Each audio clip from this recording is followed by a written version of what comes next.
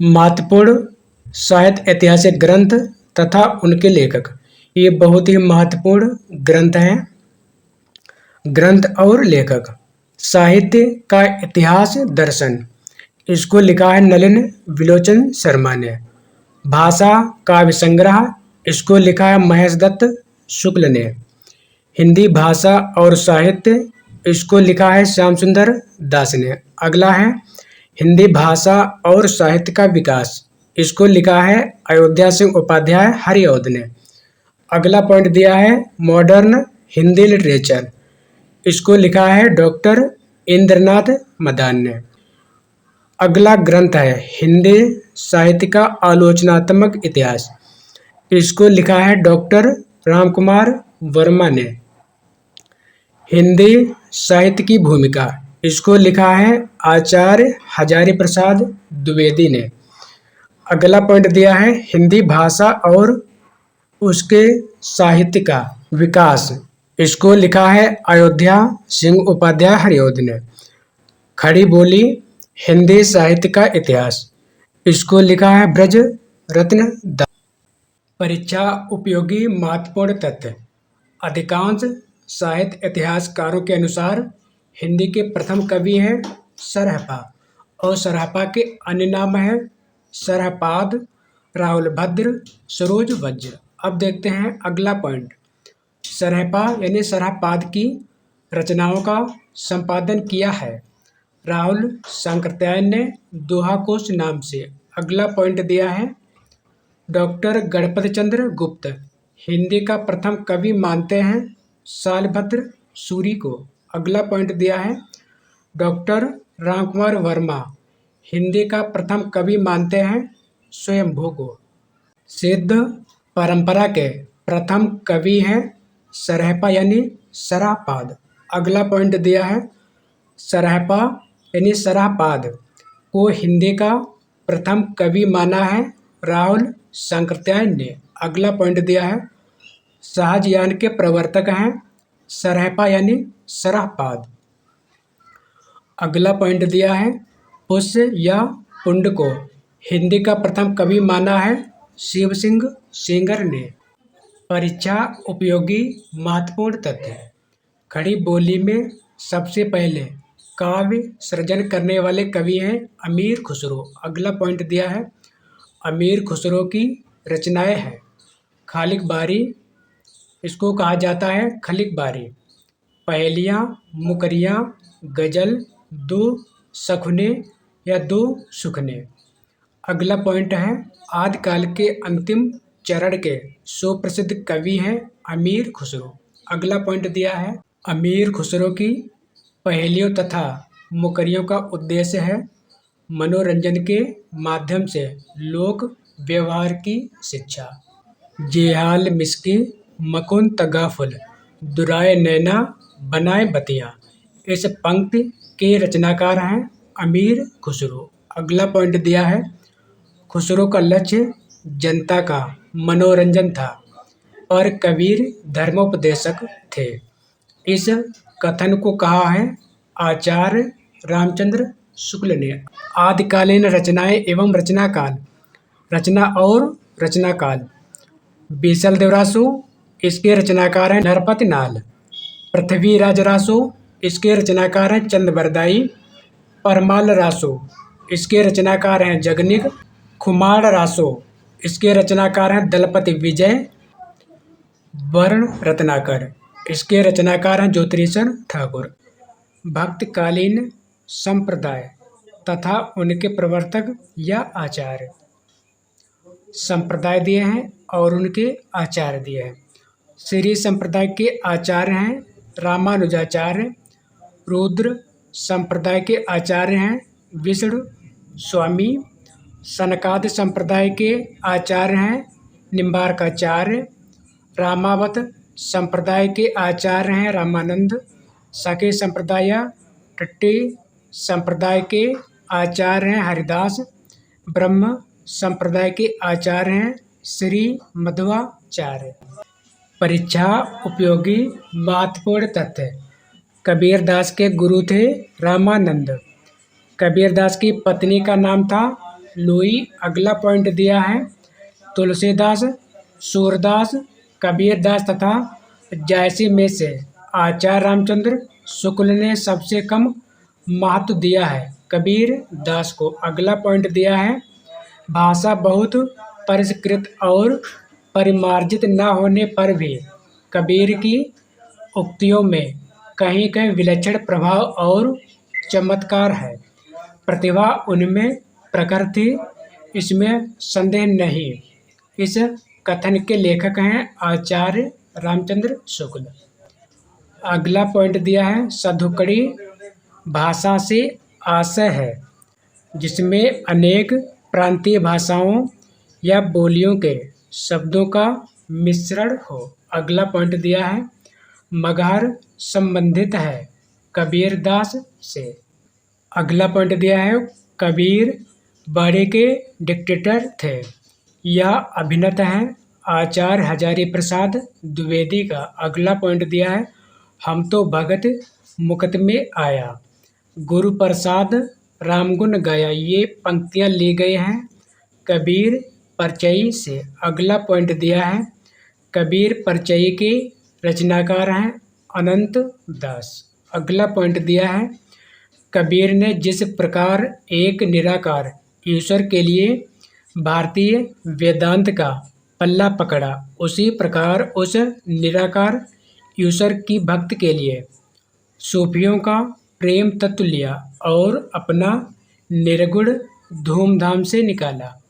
यह कथन है आचार्य रामचंद्र शुक्ल का। अगला पॉइंट दिया है कबीर का भक्ति आंदोलन विद्रोह मूलक है तो गोस्वामी तुलसीदास का प्रतिरोधात्मक। यह विचार व्यक्त किया है डॉक्टर बच्चन सिंह ने। अगला पॉइंट दिया है तुम जिन जानो गीत है यह निज ब्रह्म विचार है कबीर दास का। अगला पॉइंट दिया है कबीर की उलटबासियों में प्रमुख रस है शांत रस। अगला पॉइंट दिया है कबीर की वाणियों या वाणी का संग्रह बीजक कहलाता है जिसके भाग हैं 3। पद्मावत है एक त्रासदी। पद्मावत की विधा है प्रबंध काव्य, यह महाकाव्य भी है। अगला पॉइंट दिया है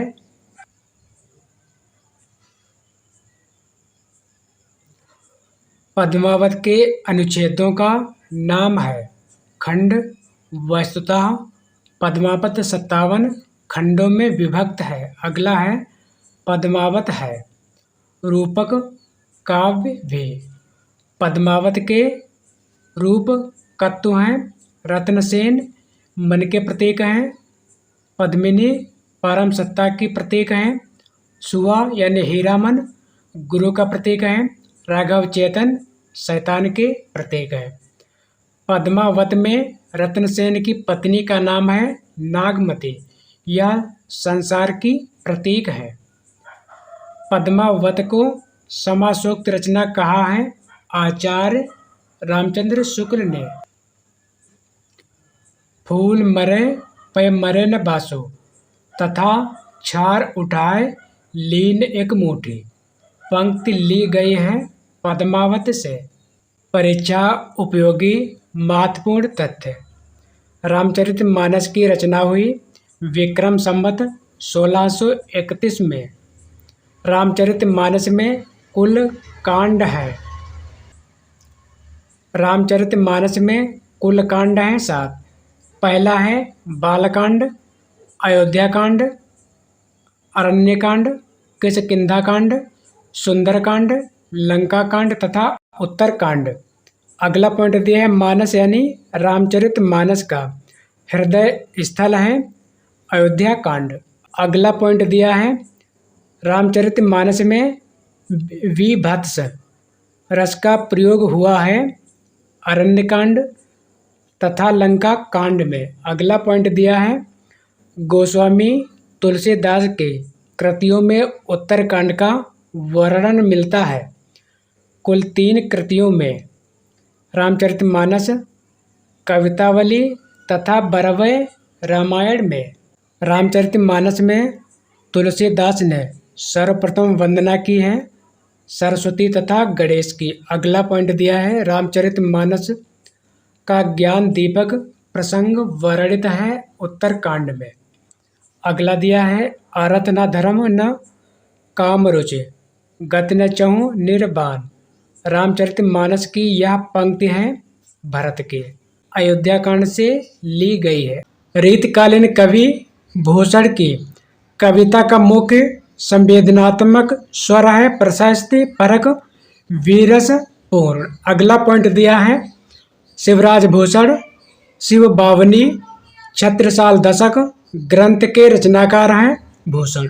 अगला पॉइंट दिया है भूषण को कवि भूषण की उपाधि प्रदान की चित्रकूट के सोलंकी राजा रुद्र ने। भूषण को हिंदू जाति का प्रतिनिधि कवि कहा है आचार्य रामचंद्र शुक्ल ने। अगला पॉइंट दिया है भूषण दरबारी कवि थे राजा छत्रसाल तथा शिवाजी के। अगला पॉइंट दिया है भूषण का वास्तविक नाम था घनश्याम। ये सभी पॉइंट्स बहुत ही महत्वपूर्ण हैं और परीक्षाओं में बार बार पूछे जाते हैं। अब देखते हैं अगला पॉइंट। शिवराज भूषण ग्रंथ में विवेचन मिलता है अलंकारों का। इसमें लगभग 105 अलंकारों का वर्णन है। अगला पॉइंट दिया है गंग कवि का जन्म स्थान है इटावा उत्तर प्रदेश। साथियों जितना कठिन परिश्रम होगा जीत उतनी ही आसान होगी। यदि आप कठिन परिश्रम करते हैं तो जीत निश्चित है। तुलसी गंग दुवो भय सुकविन के सरदार। इस पंक्ति को कहा है भिखारी दास ने। नैन नचाए कही मुस्काए लला फिर आयो खेलन होरी। इस काव्य पंक्ति के रचनाकार हैं पद्माकर। अगला पॉइंट दिया है गंगा लहरी तथा जगत विनोद कृत के रचनाकार हैं पद्माकर। अगला पॉइंट दिया है प्रबोध पचासा ग्रंथ के रचनाकार हैं पद्माकर। अगला पॉइंट दिया है पद्माभरण क्या लिखा गया है पद्माकर द्वारा। यह अलंकार ग्रंथ है। अगला पॉइंट दिया है शोभा सरसाने न बखाने जात कहूँ भात। इस काव्य पंक्ति के रचनाकार हैं सेनापति। अगला पॉइंट दिया है देव कवि की रचनाएं हैं काव्य रसायन भाव विलास अष्टयाम जाति विलास सुजान विनोद सुख सागर तरंग पावस विलास इत्यादि। अगला पॉइंट दिया है भूल कहत नव रस सुकवि सकल मूल सिंगार। यह उक्ति है देव की। अगला पॉइंट दिया है लक्षण ग्रंथों की रचना की है भिखारी दास ग्वाल देव कवि इत्यादि। अगला पॉइंट दिया है मतिराम की भाषा है साहित्यिक ब्रज भाषा। अगला पॉइंट दिया है रीतिबद्ध कवि है केशवदास चिंतामणि भिखारीदास देव मतिराम पद्माकर इत्यादि। अगला टॉपिक है रीतिमुक्त काव्य धारा। रीतिमुक्त काव्य धारा के कवि हैं घनानंद बोधा ठाकुर आलम दुजदेव इत्यादि। यह निसंकोच कहा जा सकता है कि भाषा पर जैसा अचूक अधिकार इनका था वैसा और किसी कवि का नहीं। आचार्य रामचंद्र शुक्ल का यह कथन है घनानंद के संदर्भ में। वियोग श्रृंगार के प्रधान मुक्तक कवि हैं घनानंद। अगला पॉइंट दिया है घनानंद की रचनाओं की भाषा है ब्रज भाषा। अगला पॉइंट दिया है लोग हैं लाग कवित्त बनावत मोह तो मेरे कवित्त बनावत। इस काव्य पंक्ति के रचनाकार हैं घनानंद। ये सभी पॉइंट्स बहुत ही महत्वपूर्ण हैं और यह पंक्ति कई बार पूछी जा चुकी है। अगला है अतिशुद्धो सनेको मार्ग है। इस काव्य पंक्ति के रचनाकार हैं घनानंद। अगला पॉइंट दिया है सीख लीनो मीन मृग खंजन कमल नयन। सीख लीनो जस औ प्रताप को कहानो है। ये पंक्तियां हैं ठाकुर की। अगला पॉइंट है अमी हलाहल मत भरे श्वेत श्याम रतनार। यह काव्य पंक्ति कवि रसलीन की रचना है। अंग दर्पण सैयद गुलाम नबी रसलीन में संग्रहित है। अगला पॉइंट दिया है यह प्रेम का पंथ कराल महा तरवार की धार पे धावनो है। यह काव्य पंक्ति है बोधा की। अगला पॉइंट दिया है कवित्त रत्नाकर में कुल अध्याय है 5 तरंग या अध्याय। अगला पॉइंट दिया है कवित्त रत्नाकर की भाषा है ब्रज भाषा। अगला पॉइंट देखते हैं बोधा का असली नाम था बुद्ध सेन। ये सभी पॉइंट्स बहुत ही महत्वपूर्ण हैं। इश्कनामा तथा विरह वारिस के रचनाकार हैं बोधा। अगला पॉइंट दिया है सुजान चरित्र के रचयिता हैं सूदन। अगला पॉइंट दिया है मतिराम बिहारी तथा वृंद ने रचना की है सतसई की। अगला पॉइंट है अलंकार निरूपण करने वाले ग्रंथ है भाषा भूषण ललित ललाम तथा शिवराज भूषण। अगला पॉइंट दिया है रसलीन का मूल नाम है सैयद गुलाम नबी। अगला पॉइंट दिया है बोधा एक रसोन्मत्त कवि थे। प्रेम के पीर की व्यंजना भी इन्होंने बड़ी मर्म ईर्षपर्शनी युक्त से की है। यह कथन है आचार्य रामचंद्र शुक्ल का। अगला टॉपिक है रीत सिद्ध काव्य धारा। पहला पॉइंट देखते हैं बिहारी तथा रसनिधि हैं रीत सिद्ध काव्य धारा के कवि। अगला पॉइंट दिया है बिहारी अकेले कवि हैं जिन्होंने ग्रामीण संस्कृत के विरुद्ध घृणा की अभिव्यक्त की है। यह कथन है डॉक्टर बच्चन सिंह का। अगला पॉइंट दिया है दृग ओरझत टूटत कुटुम जुरत चतुरचित प्रीत। यह पंक्ति है बिहारी की। अगला टॉपिक है रीतिबद्ध काव्य धारा। बिहारी तथा रसनिधि है रीतिबद्ध काव्य धारा के कवि। अगला पॉइंट देखते हैं बिहारी अकेले कवि हैं जिन्होंने ग्रामीण संस्कृत के विरुद्ध घृणा की अभिव्यक्त की है। यह कथन है डॉक्टर बच्चन सिंह का। अगला पॉइंट दिया है दीर्घ उर्जत टूटत कुटुम जुरत चतुरचित प्रीत। यह पंक्ति है बिहारी की। अगला पॉइंट दिया है सन कज्जल चक झक लगन उपज्यो सुदिन स्नेह क्यों न नृपति है भोगवय लय सुदेश सब देह। बिहारी के इस दोहे में प्रकट होती है उनके ज्योतिष ज्ञान की बहुज्ञता। अगला पॉइंट दिया है बिहारी सतसई में दोहों की संख्या है 719। कुछ स्रोतों में 713 भी मिलता है। नोट दिया है रीतिकाल का विभाजन सामान्यतया रीतिबद्ध रीतिसिद्ध तथा रीतिमुक्त काव्य धारा के रूप में किया गया है, किंतु रीतिबद्ध तथा रीतसिद्ध काव्य धारा के कवियों के विभाजन को लेकर अनेक विद्वानों में मतभेद भी है। पहला पॉइंट है खड़ी बोली हिंदी का प्रथम महाकाव्य है प्रिय प्रवास। इसका पहले नाम पंजरांगना विलाप था। अगला पॉइंट है प्रिय प्रवास का प्रकाशन वर्ष है 1914 ईस्वी। अगला पॉइंट दिया है प्रिय प्रवास महाकाव्य में सर्गों की संख्या है 17। अगला पॉइंट दिया है कृष्ण शतक रसिक रहस्य चुभते चौबदे चोखे चौपदे तथा रस कलश काव्य के रचनाकार हैं हरिऔध। अब देखते हैं अगला पॉइंट। दिवस का अवसान समीप था गगन था कुछ लोहित हो चला। इस काव्य पंक्ति के रचनाकार हैं हरिऔध जो उनके प्रबंध काव्य या महाकाव्य प्रिय प्रवास में संकलित है। अगला है हरिऔध की रचना प्रिय प्रवास में राधा का रूप है समाज सेविका का। कामायनी महाकाव्य में निहित दर्शन है प्रतिविज्ञा दर्शन। अगला पॉइंट दिया है कामायनी महाकाव्य में सर्ग हैं 15।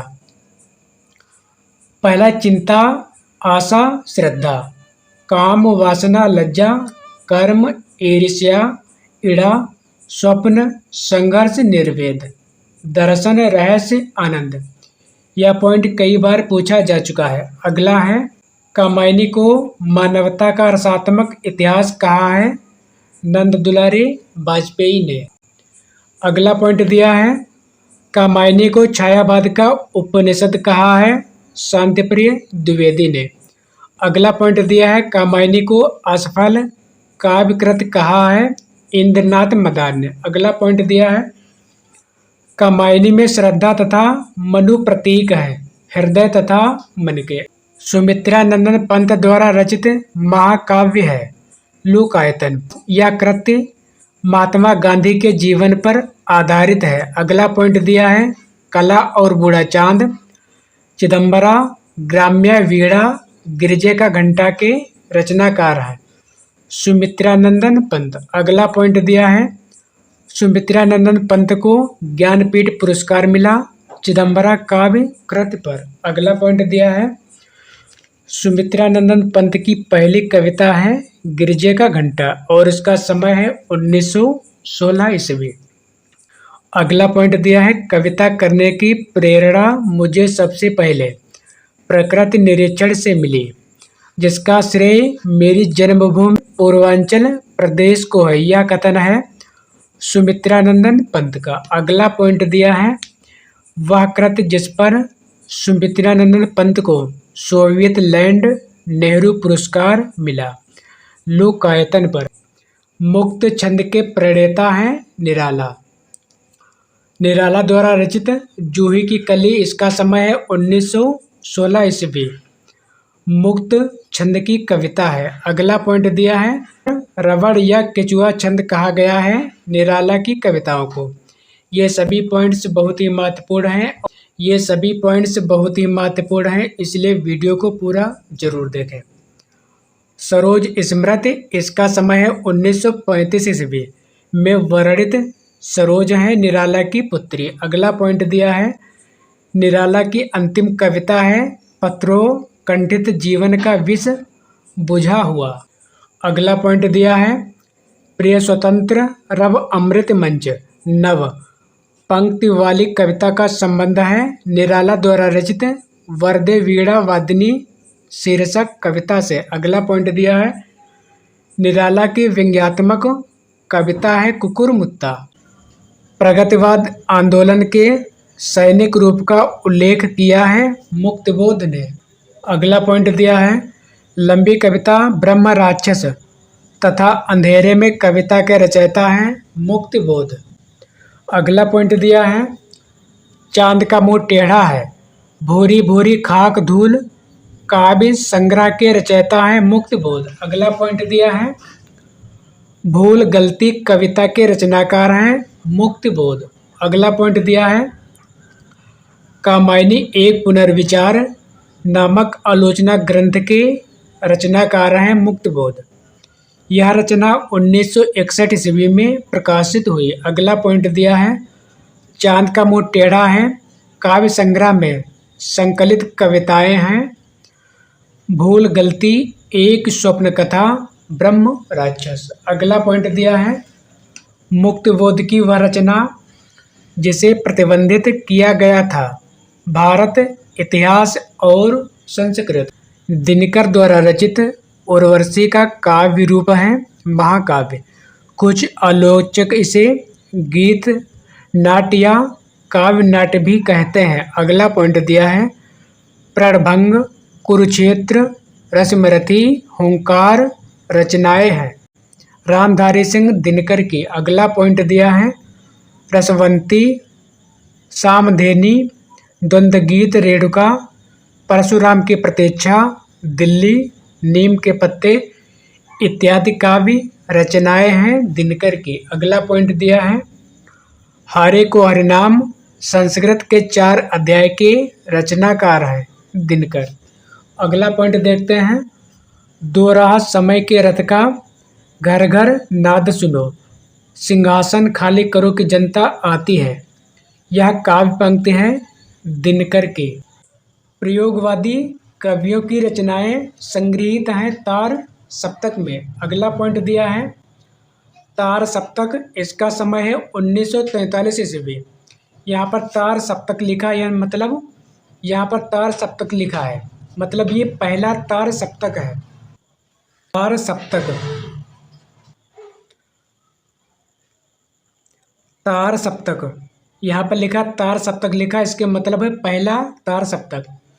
समय है 1943 ईस्वी के कवि हैं अज्ञेय, मुक्तबोध, नेमचंद्र जैन, गिरजा कुमार माथुर, रामविलास शर्मा, प्रभाकर माचवे, भारत भूषण अग्रवाल।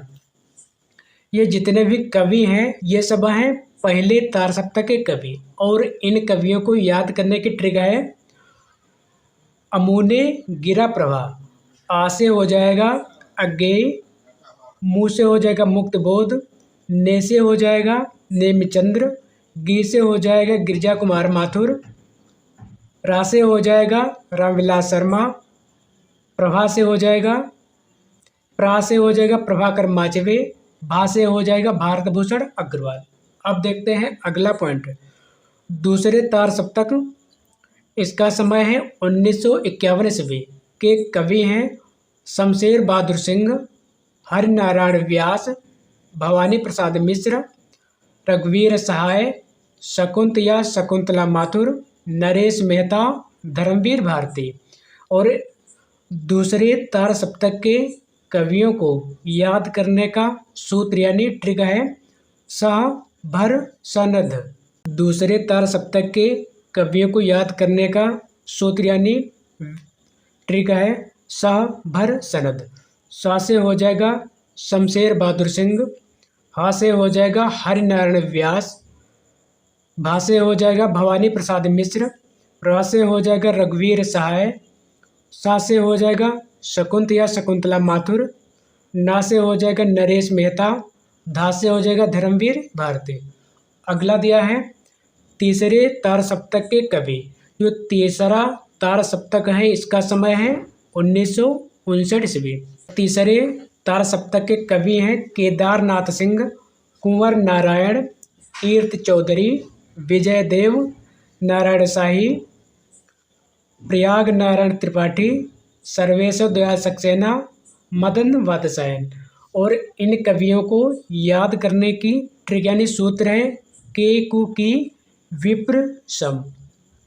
के से हो जाएगा केदारनाथ सिंह, कु से हो जाएगा कुंवर नारायण, की से हो जाएगा कीर्त चौधरी, वी से हो जाएगा विजय देव नारायण शाही, प्रा से हो जाएंगे प्रयाग नारायण त्रिपाठी, सा से हो जाएगा सर्वेश्वर दयाल सक्सेना, माँ से मदन वात्स्यायन। अगला चौथे तार सप्तक के कवि। जो चौथा तार सप्तक है इसका समय है 1979 ईस्वी। कभी कभी प्रश्न ये भी पूछ लेते हैं कोई तार सप्तक दिया होगा उसका समय पूछ सकते हैं या कवियों के नाम पूछ सकते हैं कि कौन से कवि किस तार सप्तक के हैं। चौथे तार सप्तक के कवि हैं श्री राम वर्मा, अवधेश कुमार, राजकुमार कुंभज, सुमन राजे, विजेंद्र किशोर, स्वदेश भारती, नंदकिशोर आचार्य। और तो चौथे सप्तक के कवियों को याद करने का सूत्र यानी तरीका है ट्रिक है श्री आरासुरा स्वन।